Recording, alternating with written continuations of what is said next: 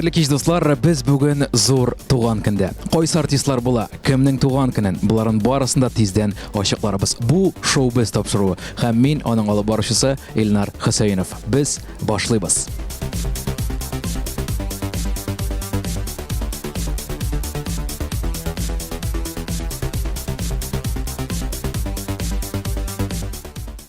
Гүлназ Сафарова үзе дуслар, инде бүгінгі кешенің төп героинясы. Гүлназ, инде сен үшін көңілден туған күн белән құтлайым. Әйт әле, ничек, нинди эмоциялар кичерәсең, бөтен әйбердә план буенча барамы? План буенча бармаган әйберләрдә күп шуңа күрә мин кайбер җирдә анда куркып куям, кайбер җирдә анда психланам, кайбер җирдә борчылам. Бүген гомумән мин шундый башымда төрле хисләр симбиозы. Менә аңлата алмыйм. Елмаям, куркам, каушып, менә бер симбиоз. Без инде бөтенесенә күреп торабыз, бик каты әзерләнгәнсең. Субханалла күз тимәсе диясе килә. Озак әзерләндегезме? Озак әзерләндек, февральдән башлап, менә ярты ел дип әйтергә булаймы. Ләкин бит аны теге озак әзерләнсәң дә, соңгы моментта килеп чыга ниндидер нечкәлекләре, хәл ителмәгән моментлары. Шуңа күрә бик җаваплы эш булганга күрә мин моны аңлыйм, беләм һәм шуңа күрә бик зур эшкә алындым. Аны Алла бирсә, Ходай ярдәме белән әйбәтләп кенә төгәлләп эшләп бетергә язсын. Амин, шулай булсын. Һәм инде эксклюзив бүген булды дуслар. Гүлназ бүген җыр башкарды. Менә әлеге җыр турында Гүлназ, аның тарихын гомумән нәрсәгә нәкъ менә әлеге җырны җырларга булдың. Сөйләп кит әле. Бу бит инде радио тыңлаучылар өчен дә, тамашачылар өчен дә гомумән яңалык. Гүлназ Сафарова җырлады дуслар. Әйе, мин Искәндәр Хәйруллин белән җырладым. Без бу җырны башкарган идек. Ике артист проектында бер 5 ел элек. Проект өчен генә инде. Һәм бу юлы без аны яңача итеп башкарырга булдык. Ни өчен бу җыр? Чөнки мин иштәлекле һәм шундый моңсу җырларны яратам. Шун татар кызы инде. Шун татар халкы безнең шулай моңсу, шундый иштәлекле җырлар ярата. Һәм бу шундый теге шундый мәгънәле җыр ул. Теге үземнән качып китсәм дә кайтмаска диеп китә. Нинди сүзләреме? Искиткеч, менә шуны бүген тамашачыларга җиткердек. Тагын бер сорау, Гүлназ, киләчәктә, Алла буйырса, Гүлназ Сафарованы алып баручы буларак кына түгел, җырчы буларак та күрергә мөмкинме безгә? Күрә алачакмы без? Беләсеңме, һәрвакыт Илнар бу сорауга ничек җавап бирәм? Әле генә журналист шулай сораган иде. Белмим, юк дип тә әйтмим, әйе дип тә әйтмим. Мин бүгенге көн белән яшим һәрвакыт, шуңа күрә алдагысын, аннан соң нәрсә буласын күз күрер Алла бирсә. Амин. Һәм инде ялга килгәндә, Инстаграмыңны бөтенебез дә күзәтеп барасыз. Инде ял итмәгәнеңә төгәл бер ярты ел була бугай хәзер. Әйт әле, менә бүгенге чарадан соң иртәгә эшкә киләсеңме? Иртәгә эшкә килмим, ләкин иртәгә кич белән минем инде репетиция һәм берсе көнгә 2 чара алып барасы. Менә дуслар, сез алып баручының тормышы җиңел дисез. Ярар, соңгы сорау, Гүлназ. Менә тагын шундый форматтагы кичәләр дип әйтәйин, шулай бит туган көнне ничә елдан соң уздырырга уйлыйсың? Белмим, шулай ук. Менә планнар буенча белмим, теге Аллаһ Тәгалә ничек насыйп итә, ничек китереп чыгара. Бу да шулай килеп чыккан, ни булды теге. Мин телим дә шулай була дип түгел, ничек үзеннән үзе килеп чыкты. Шуңа күрә бер нәрсә дә әйтә алмыйм. Әлегә бүген монсы шөкер үтсен Алла бирсә, бүтән кешеләргә рәхмәтләремне әйтеп, Алла бирсә син дә чакырам, искә шәйләр ишкәннән соң, таралышканнан соң, аннан Аллаһ Акбар диербез дә, киләсе көнгә, киләсе айга, елга планнар төзербез Алла бирсә. Тамашачыларга карап дуслар, мин инде әйтә алам, алар Гүлназ Сафарованың ел сайын туган көн уздыруын телиләр. Рәхмәт. Килегез.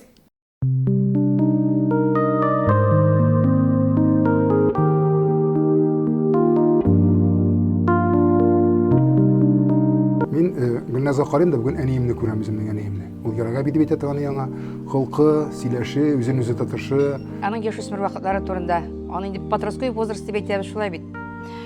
Менә андый вакытларда әлбәттә аның белән авыррак булды. Чөнки ул үзе нәрсә тели, шуны эшләргә ярата башлады. Медицинский институтка килгән иде, ләкин менә шушы юлга кирип китеп, конкурсларда катнашып, конференцияләрдә катнашып, театраль кружокларда уйнап, икенче төргә юлга кирип китте һәм инде үзенең юлын тапты дип әйтәләм Гүлназны. Миңа бик иретегә туры килмәде, ләкин киңәш табыш итәбез бүгенге көнгә кадәр. Ул менә кайта, әти менә бу ничек була, син ничек дип уйлыйсың дип. Аннан соң мин нәрсә өчен сөйнәм, без инде үзебезнең ирем белән миссиябызны үтәдек дип уйлыйбыз. Чөнки без татар халкы өчен Татар халкы өчен шушындай кызу үстердек бит инде, шулай бит әйме. Мин үзем гомер буе татар теле укыттым, әдәбият укыттым. Яни мин гомер буе журналистикада, татар журналистикасында эшләгән кеше, Татарстан яшьләрендә, ватаным Татарстанда. Әлбәттә, ул шулай булып үсәргә тиеш иде. Без үзебезнең максатыбызга ирештек, ул да бик зур нәрсә. Бу баладан bir кеше чыга диде. Менә 40 көннә хәтле. Миңа шаган иде. Бөтен яктан да миңа шаган. Быйыл Татар радиосына 20. Ә бүгенге бәйрәм Татарстанның ат казанган артисты, әни, блогер Гөлназ Сафарова бәйрәме. Гөлназ Татар радиосына 2004 елда аяк баса. Шул көннән башлап тырышып эшли һәм үзенең тамашачыларын илһамландыра. Бүген Барс Медиа Гөлназ Сафарованың туган көн концертын сезгә тәкъдим итә.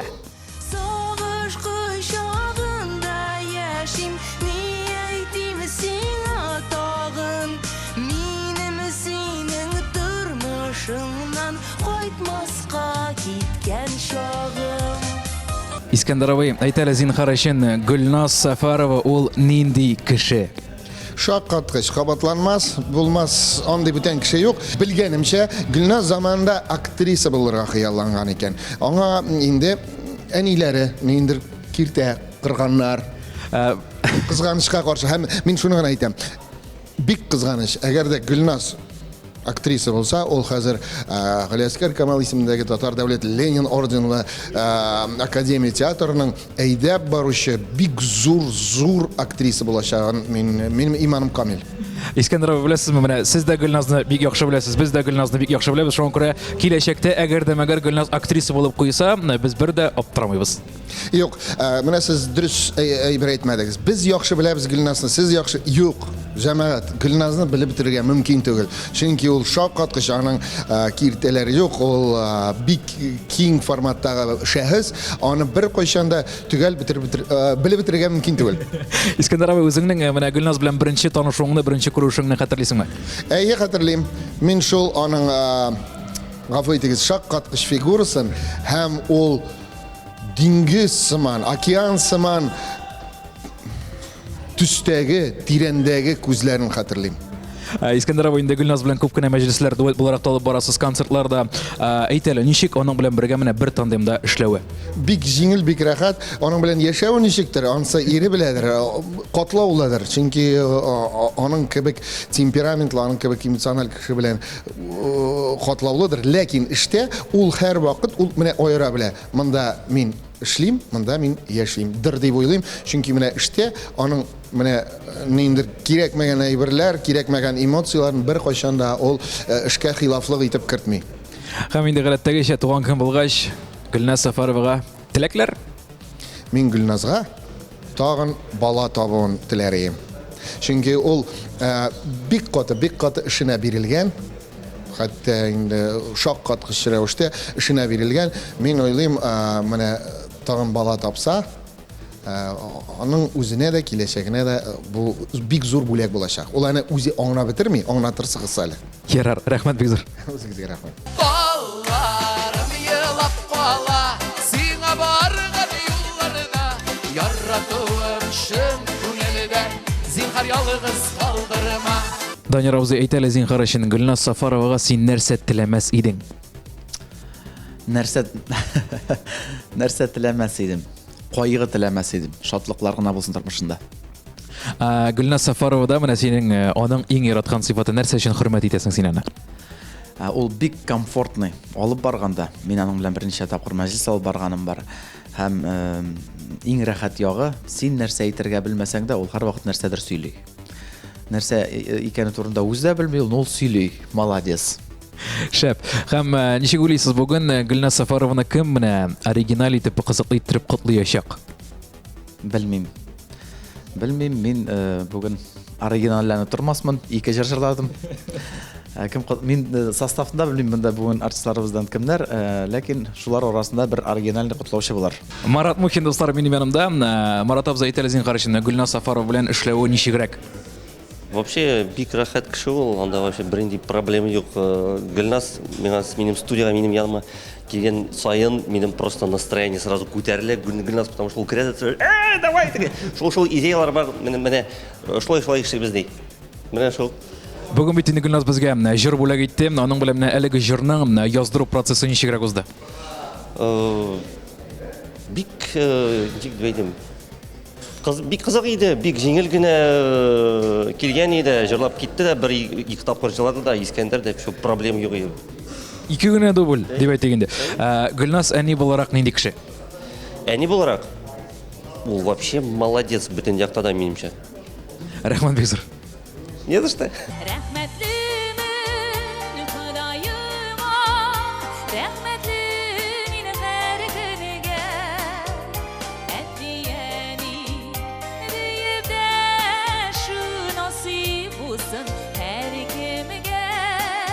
Гүзәл Уразова дуслар, шибәр Гүзәл Уразова үзе минем янымда. Гүзәл, Гөлназ Сафарова инде иҗат юлын синең белән бер тирә башлап җибәрде дисәм дә була. Аның белән син якынча ничә ел таныш? Үземне күпме беләм, Гөлназны да шул хәтлем беләм дип әйтер идем, дөресен әйткәндә, санаганым юк, дустым. Дөресен әйтим, чөнки Гөлназ ул шундый кеше, безнең дуслыкны менә вакыт белән генә санап бетереп булмый, ул чыннан да һәр вакыт безнең белән, ул безнең эштә дә, тормышта да без инде һәр вакыт шулай аралашып яшибез, шуңа күрә санаган юк, санарга да язмасын. Амин. Һәм Гөлназ белән менә иң беренче танышуны, иң беренче күрешүне хәтерлисезме? Дөресен әйткәндә, мин Гөлназны беренче ишеткәнмендер.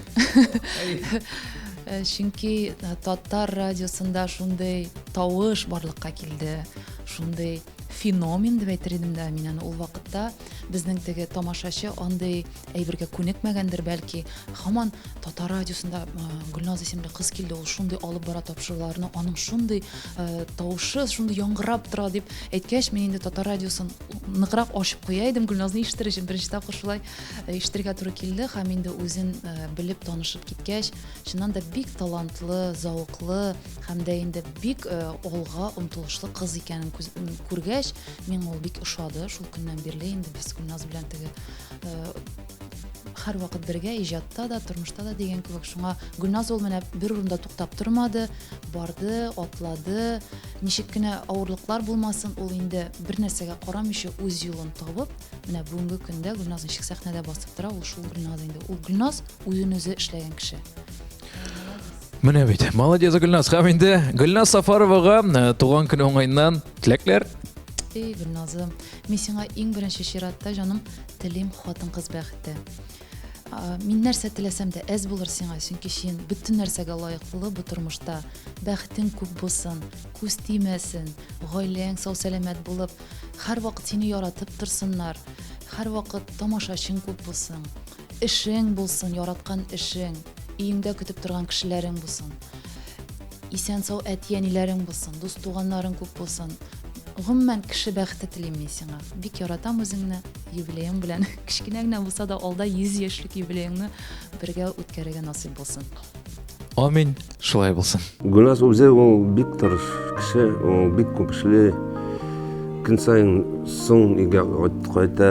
Минем аны өйдә күргәнем дә юк.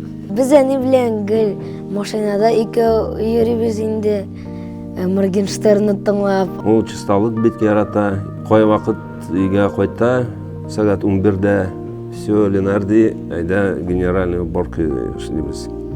Идәнне җуабыз да, бөтенче җуабыз. И начинается все, драем и тут, и там, и там, и там, и там. Әни мероприятиелардан соң кайта да, иртә белән йоклый. Мин аны соңга завтрак пешерәм. Дуслар, иптәшләр, әлеге мизгелдә минем янымда Гөлназ Сафарованың тормыш иптәше Линар әфәнде. Линар әфәнде, сезне дә котлыйм. Инде сезнең өлешегездә кергәндер, сез инде аның терәге буларак аны мораль яктан да аңа көч биреп, үзегезнең инде изге матур сүзләрегезне җиткергәнсездер. Әйтегез әле, менә бүгенге кич өчен сез дә менә ир буларак борчылдыгызмы? Борчылдым, конечно. Гөлназ Сафарова хатын буларак ул нинди? Белмим ничек әйтергә. Бик тырыш ул, бик тырыш. Һәм киләчәктә дә менә Алла буйырса инде Ленар әфәнде шушындый кичәләр тагын ясыйк әле дип әйтәчәксезме Гөлназга? Әйтем, конечно, обязательно. Ленар, әйтегез әле зинһар өчен, сез безнең социаль фильтрларда юк, Instagram, ВКонтактеда утырмыйсыз, бу ни өчен? Ну, миндә кичкенә блог бар инде Instagramда. Ну, мин анда Яратмын.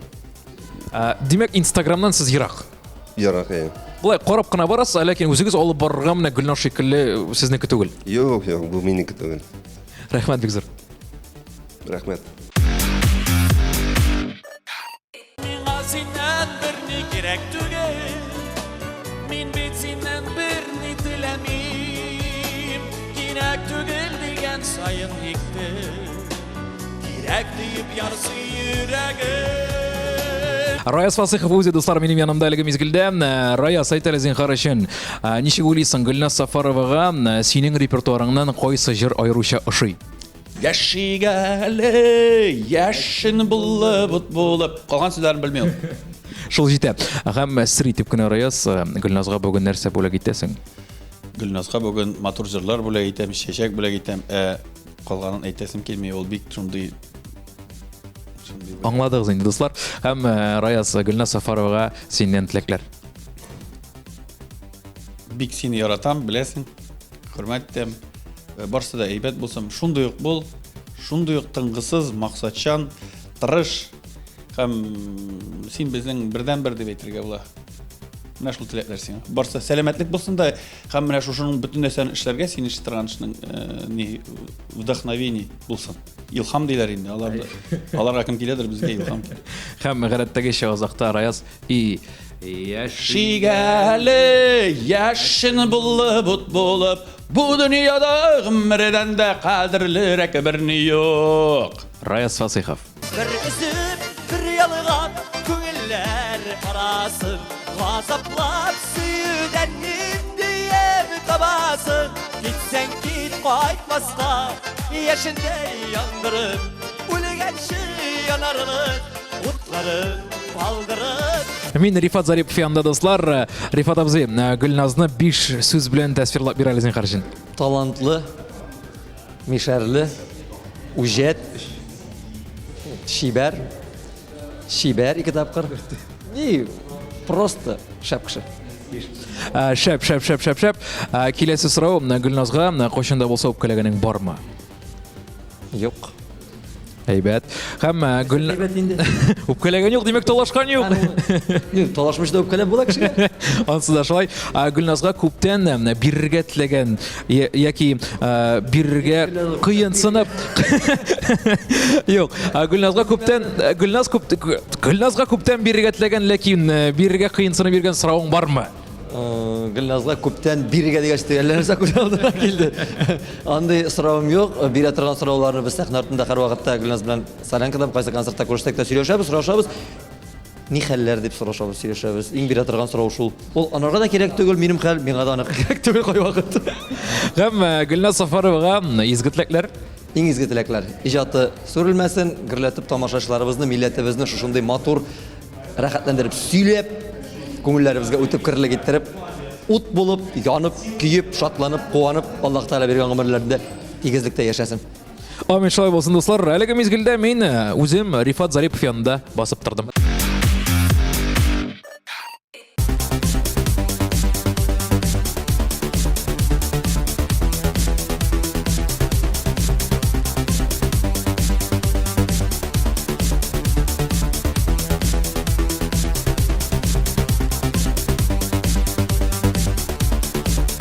Әлеге мизгелдә минем янымда ТМТV каналының директоры Лилия Кадырова. Лилия, әйт әле зинһар өчен, Гөлназ белән син ничә ел таныш? Гөлназны тамашачы кайчан белдем, мин дә шул вакытта белә башладым. Без бит инде бик яратып Татар радиосын тыңлыйбыз. Тыңлый идек ул вакытларда да. Татар радиосына Гөлназның беренче чыккан вакытыннан инде әйтик заочно белә башладык Гөлназны. Татар радиосының 10 еллыгы бик зур концерт булды. Менә хәзер планлаштырган кебек ул вакытта мин беренче тапкыр Барс медиага эшкә килдем. Шунда инде без тыгыз аралаша, тыгыз итеп эшли башладык. Димәк, Гөлназ белән еш эшлисез, әйтегез әле, Гөлназ эш вакытында нинди? Беләсеңме, менә Гөлназның бизи торган бер сыйфат бар. Ул да булса ул Европа дәрәҗәсендә уйлый белә торган алып баручы, ләкин шул вакытта татар җанлы алып баручы. Һәм менә бу микс име Гөлназга инде бер изюмин кебере, аны кабатланмас итә. Һәм шунысын билгеләп үтәргә кирәк. Иң беренче җирәттә менә җаваплы да булган, тамашачы яратып та карый торган, нинди алып баручы бар исәң, хатын кызга хоп минем башка иң беренче Гөлназ Сәфәрова килә. Һәм шуңа күрә безнең сезонның иң матур, иң кызыклы тапшырулары берсе яңа йолдызны Гөлназ Сәфәрова алып бара. Лилия, Гөлназ Сәфәровага үзеңнең изге теләкләреңне тели аласың. Иң беренчесе менә Гөлназ әгәр дә Голливудта туган булса, менә иманым Камил Канский фестивальләренең кызыл каләмнәрендә нәкъ менә Гөлназ Сәфәрова басып торыр иде. Шундый озын буйлы, зәңгәр күзле, искиткеч шибәр һәм сүзгә кисәгә керми торган. Мин киләчәктә Гөлназның уңышлары әле алда тагында югарырак, тагында камиллеккә ирешәсе офыклары киңрәк булсын дип телим. Уңышлары алда аны көтеп торсын. Һәм әлбәттә инде мөһиме гаиләсендә яраткан кешеләр янәшәсендә булсын һәм хатын-кыз бәхете телим, хатын-кыз буларак. Менә бит Гөлназ, без хәзер сизәбез, син экран каршында рәхмәт дип утырасың. Гөлназ турында нәрсә әйтергә кирәк? Гөлназ Барс медиага килеп, практикага бездә үскән, профессионалга әйләнгән кыз. Һәм нәкъ шушы урында Барс Медиа компаниялары группасының директорлар шурасы рәисе Камил Мәүлет улы Гәрәев чакырыла. Сезнең алкышларыгыз астында.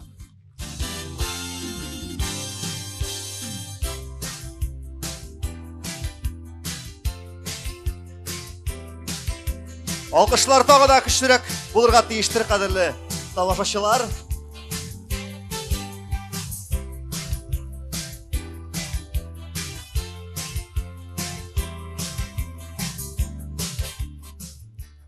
Хәерле кич, хөрмәтле тамашачылар.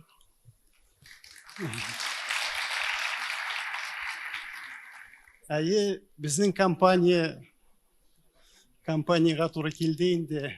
Чынында да йолдызларны да ачырга, талантлы иҗади кешеләргә ярдәм итәргә, аларга үз юлларын табырга. Шуңа күрә алар һәрберсе дә хәзер инде зур йолдызлар булып үз юлына барганына без бик тә шат. Үзебезнең балаларыбыз кебек аларга карап торабыз. Шунда инде безнең халык җыр белән җырлый. Шуңа күрә җыр өлкәсендә эшләүебез өчен дә без бик шат. Бүген Гөлназны шушы матур бәйрәме белән котлыйсым килә. Кайчандыр Гөлназ әле мәктәпне дә бетермичә үзенең профессиясын сайлагач инде безнең Татар радиосына килгән иде. Күпмедер вакыттан соң инде үзенең энергетикасы белән, үзенең таланты белән Гөлназны Татар радиосыннан башка күреп булмады. Һәм Татар радиосында Гөлназдан башка күрмәде. Гөлназ барсын да билеп алды. Хәзер инде менә без әйткән йолдызлардан иң күркәме, иң матуры безнең Гөлназ. Без аның белән бик тә горурланабыз. Гөлназның күтәрелгән үрләренә бик тә шат. Алдагы юлы гел якты дип уйлыйбыз. Без бер-беребез белән бик матур итеп, тату итеп, ярдәм итеп яшәргә тырышабыз. Безнең компания эшләгән эшләрне хәзер инде Гөлназдан айырып булмый. Шуңа күрә Гөлназ бергә алга, сиңа зур уңышлар. Камил Мәүлет, бик зур рәхмәт сезгә. Бик зур рәхмәт миңа биргән бәягез өчен, миңа ышануыгыз өчен һәм миңа эшләргә ирек бирүегез өчен. Рәхмәт сезгә. Әлеге мизгилдә достар, минем янымда Барс Медиа компанияләре төркеменең генераль директоры Камил Мәүлетович. Камил Мәүлетович, тигезләрдән карашында бүгенге бәйрәмнән нинди хисләр кичерәсез сез? Бүгенге бәйрәмгә шул хәтле шатланып утырабыз. Безнең бүтән җирдә дә бүтән халыкны күтәрә торган, бүтән илдә була торган иң матур артистларыбыз килгән. Гөлназның шундый зур бәйрәме, Гөлназ өчен инде без һәрвакыт шат. Һәм Гөлназ турында менә берничә сүз әйтеп китегез әле зин карашын. Гөлназ бер яктан инде ул бик яшь кеше. Ул бик яшьтән эшләп бик зур уңышларга ирешкән. Икенче яктан әйткәндә Гөлназ инде бүген бик тырыш, профессионал, инде килеп чыккан шәхес дип әйтергә кирәк. Шуңа күрә Гөлназдан башка хәзер татар мәдәниятендә, культурасында һәм эстрадада күреп булмый. Кәүнәл Чәтик Залезин қарашы, менә шушы Гүлназдан шығып қына деп әйтегенде, Барс Медиа компаниясы иң яхшы таныла торган җырчылар гына түгел, хәтта алып баручылар чыгара торган компания дип әйтеп буламы? Алып баручылар гына түгел, җырчылар гына түгел, ләкин мәдәниятте эшли торган бик күп кешеләр безнең компаниядән чыккан, безнең татар радиосыннан чыккан, безнең телевидениедән чыккан, һәм безнең фестивальләрдән чыккан. Biz эшлибез язучылар белән, без эшлибез шагыйрьләр белән, композиторлар белән. Шуңа күрә халкыбыз өчен хезмәт иткәнебезгә бик шат. Шуңа Гөлназ инде шуларның берсе. Менә бит рәхмәт бик зур Камалович. Инде алга таба да шулай ук Барс Медиа компаниясы безне төрле шәхесләр белән, татар милләте өчен татар җанлы кешеләр белән шатландырып, сөендереп торсын. Шулай барыгызга да бик зур рәхмәт. Ел ахырында инде татар җыры фестиваленә китәбез. Гөлназ турында күпме матур һәм җылы сүзләр ишеттек. Көлдек тә, еладык та. Шуның белән шоу-біз тапшыруы азагына якынлаша. Мин, Илнар Хәсәенов, сезнең белән саубуллашам. Шоу-біз. Без йолдызлар турында һәм Гөлназ Сәфәрова турында барысын да беләбез. Сау булыгыз. Пока-пока.